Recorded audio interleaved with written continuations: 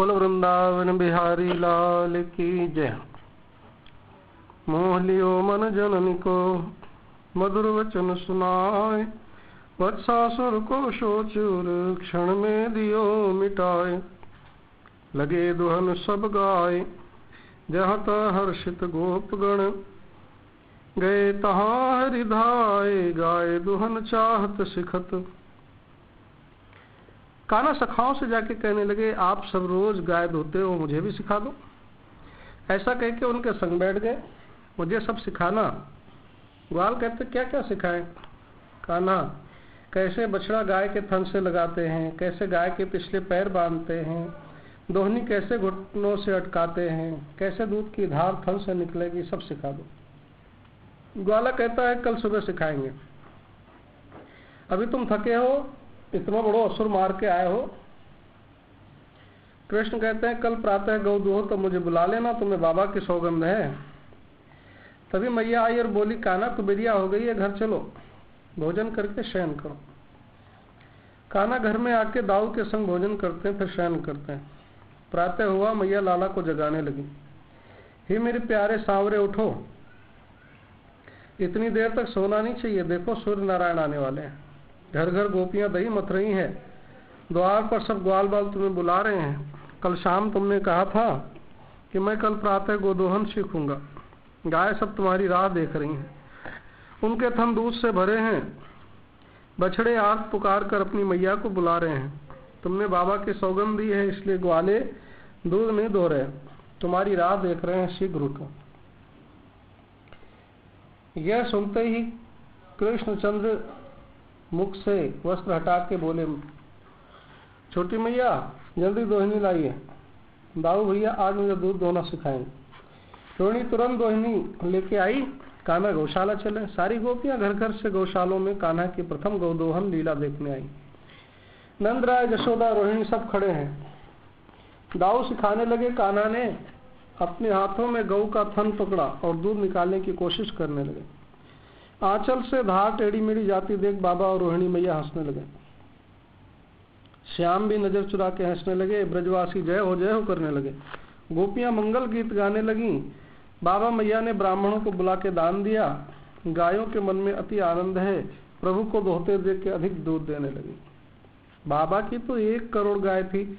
उस दिन तो कान्हा ने 1 गौ का दूध दुहा, पर उस दिन के बाद कृष्ण अपने आप जल्दी उठ के गौशाला में पहुंच जाते, करोड़ों रूप लेके एक साथ गौ को दूसरे तो सारी गौ हर्षित हो जाती।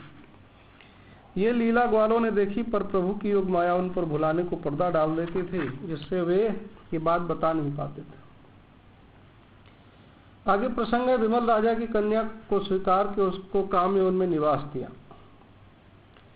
गौ दोहन सीख के दाऊ सखाओं के संग श्री कृष्ण वत्सचारण को निकले। आज भी काम्यवन के पास आटोरा स्थान पर बछड़े चराने आए। बछड़ों को छोड़ा घास चरने के लिए। दाऊ कहते हैं, आज क्या खेलेंगे? सखा बोले, आज तो कनु हमें लड़ाई करना सिखा, जिससे हमारे सामने राक्षस आए तो हम भी लड़ सकें। कृष्ण बोले, वाह वाह, ये बात ठीक। कृष्ण ने तुरंत सबके ग्रुप बनाए। कुछ ग्वालों को क्रम से कुश्ती का खेल सिखाने के लिए दाऊ से कह दिया। कुछ ग्रुप को लाठी चलाने की युक्ति सिखाई, अभ्यास करो। कुछ को भाला फेंकना, तीर मारना सिखा के अभ्यास करने को कहा। सब अभ्यास करने में मस्त हो गए।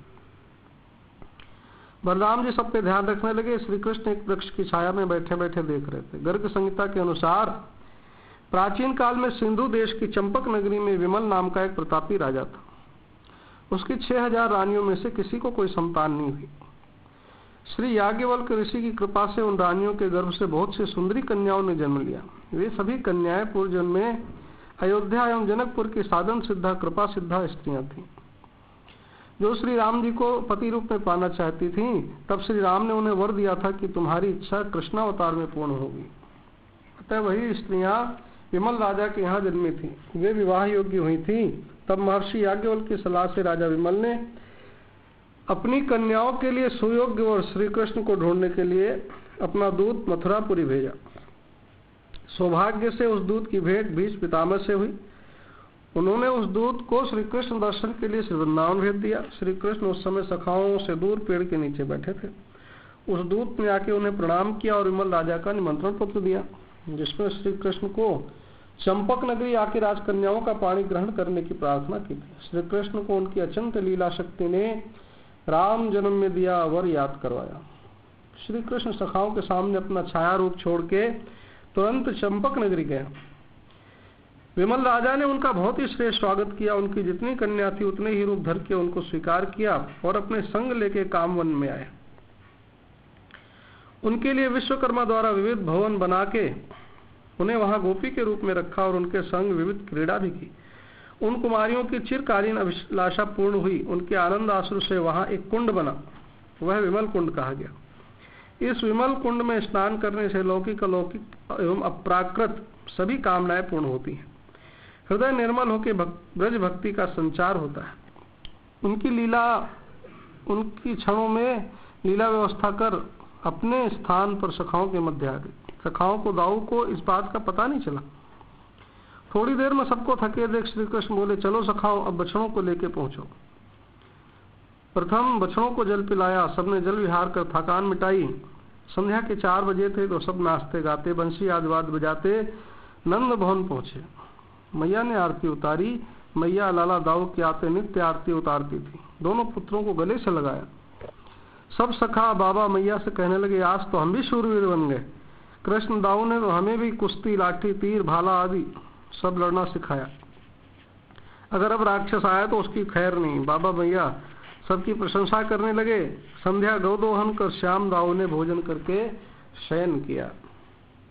आगे प्रसंग है आटोर में गौचारण, ऊंचो गांव में सखी कूप निर्माण और श्री कृष्ण विचित्र वेश में। प्रातः काल में गौदोहन कर कृष्ण दाऊ सखा सब वत्स चारण को निकले। उनको आटोर की जगह बहुत पसंद थी क्योंकि वहां खेल में इतना आनंद आता कि भोजन की भी सुध बुध नहीं रहती। सब आटोर में आए, बछड़ों को घास चराने के लिए छोड़ा और खेल में मस्त हो गए। मधुमंगल बोला, कन्हू आज नहीं वही खेल खेलेंगे। कृष्ण बोले, कौन सा? अरे मधुमंगल, अरे वो ही जिसमें 2 मंडली खड़ी करके बीच में गोला बना के रुमाल रखते हैं और 2 सखा उस पर झपटते हैं। दूसरे सखा कहते हैं, हाँ उसमें बहुत आनंद आया था। कृष्ण कहते हैं, ठीक है चलो 2 टीम बनाओ। तुरंत 2 टीम बन गई। सब खेल में मस्त हुए और श्री कृष्ण को ललिता की याद आई। यहाँ ऊंचो गांव में ललिता जी नित्य श्री कृष्ण के आने की प्रतीक्षा करती थी। श्री कृष्ण ने कहा था मैं आऊंगा खेलने के लिए, अतः सब सखियां सज धज के इंतजार कर रही थी। राधा नहीं आई। उसे विश्वास नहीं था कि सुबल सखा आएंगे। विशाखा कहती, सखी ललिता तुझे लगता है कि श्याम सुंदर आएंगे? ललिता, हाँ, अरे उसी ने तो मुझसे कहा था कि मैं आज तुम सबके संग खेलूंगा। रंग देवी बोली, पर सखी देखो 12 तो बज गए, अभी तक वे नहीं आए, फिर हमें बरसाने भी तो जाना है। इंदुलेखा कहती, परंतु सखा और दाऊ को चकमा दे तभी तो आ पाएंगे।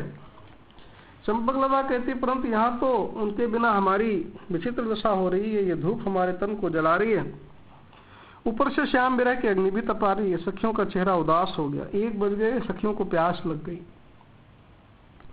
ललिता राधा जी की अश्व सखियों में प्रधान थीं।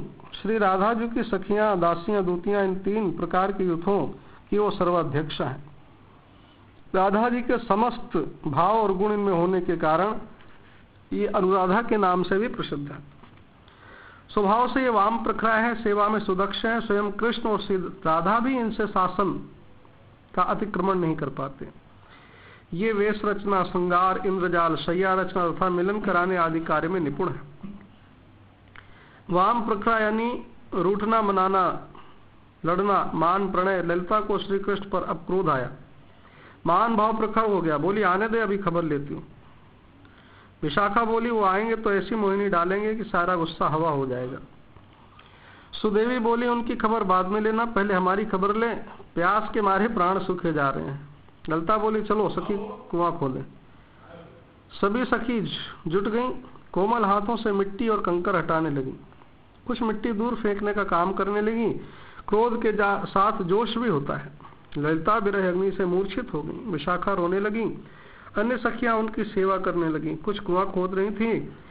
यहाँ कृष्ण ने देखा कि किसी सखा का मुझ पर ध्यान नहीं है। तुरंत सरक गए और ऊंचो गांव पहुंच गए। रास्ते में सोचा ललिता रूठी होगी, उसे मनाने के लिए कुछ युक्ति करते चलो। उन्होंने अपना विचित्र वेश बनाया। जंगल में घूम कर जड़ी बूटी ढूंढने वाले वैद्य का रूप धारण कर लिया। वैद्य बन करके आटोर से मोहन चले, ऊंचे गांव में आना गजब हो गया। जंगली बूटियों से है झोली भरी, बीच मुरली छिपाना गजब हो गया। पहुंचे पर्वत पे जा कर के आवाज दी, आए हैं दूर से एक बड़े वैद्य जी। कोई होवे बीमारी तो ले लो दवा, शोर उनका मचाना गजब हो गया। वैद्य बन करके आटोर से मोहन चले, ऊंचे गांव में आना गजब हो गया। सखियों का ध्यान गया। रंग देवी सुदेवी दौड़ी, बोली वैद्य जी आप इस पर्वत पर कहाँ से? कृष्ण बोले मैं यहाँ जड़ी बूटी की तलाश में आया था, तुम सबको देखा तो मैंने शोर मचाया, अब दवा लेनी हो तो ले लो।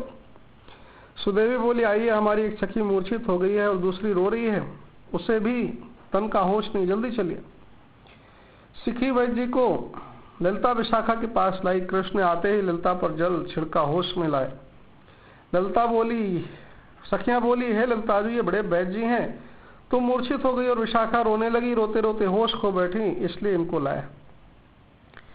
देखो नब्ज हमारी बड़े गौर से, नीर नैनों से जाना गजब हो गया।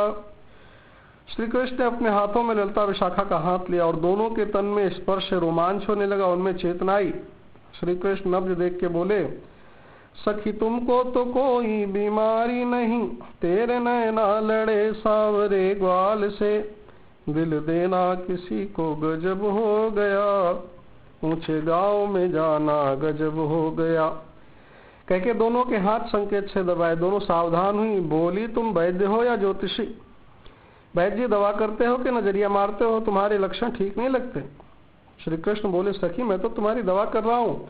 सखी बोली बस बस अब दवा हो गई, अब दवा का मूल्य भी तो ले जाओ।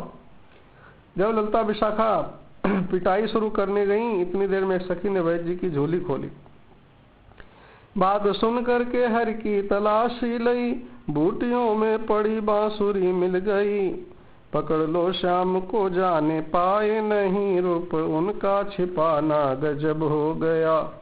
वैद्य बन के आटोर से मोहन चले, ऊंचे गांव में जाना गजब हो गया। ललिता ने वैद्य जी की दाढ़ी और चश्मा खींच लिया, विशाखा ने धोती खींच ली। कृष्ण का छद्म खुल गया, पीले पीताम्बर में हरी हो गए। ललिता विशाखा के गले में हाथ डाल दिया। बोले सखी वो तो मैं ही हूँ, मैंने सोचा तू नाराज हो गई होगी इसलिए ऐसा रूप बनाया था। श्याम ने देखा सखियों ने कंगन से कुआं खोद दिया था, उसमें पानी भराया था। कृष्ण ने सखियों के तन मन की प्यास बुझाई और आटोर पहुंचे। किसी सखा को पता ही नहीं चला, संध्या होते सब नंदगांव वापस आए। मैया बाबा ब्रजवासी को सुख दिया, दूध दोहन भोजन और शयन इत्यादि किया।